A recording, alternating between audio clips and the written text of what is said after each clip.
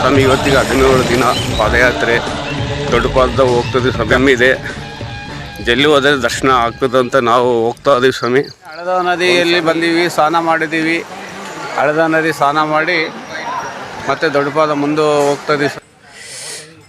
ಹಳದ ನದಿ ಬೆಟ್ಟ ಸ್ವಾಮಿ.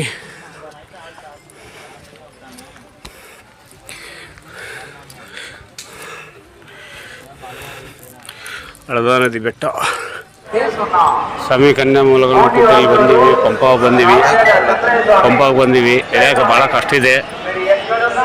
ಭಾಳ ಕಾಲುಗಳೆಲ್ಲ ಮೆತ್ತಗಾಗ್ಬಿಟ್ಟು ಇಲ್ಲಿಗೆ ಮೆತ್ತಗಾಗ್ಬಿಟ್ಟು ಮತ್ತೆ ಮೆತ್ತಗಾಗಿ 17 ದಿವಸ ಆಗೈತೆ ಬಳ್ಳಾರಿ ಬಿಟ್ಟು.